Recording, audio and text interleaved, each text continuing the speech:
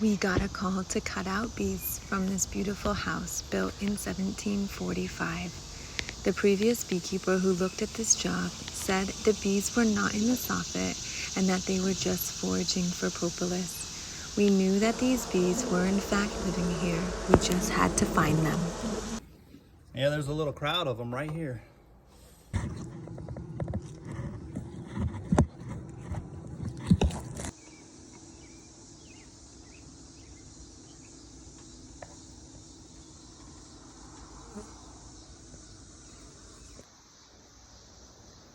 My big head, for comparison, it's about, I don't know, 3 or 4 of my big heads worth of comb.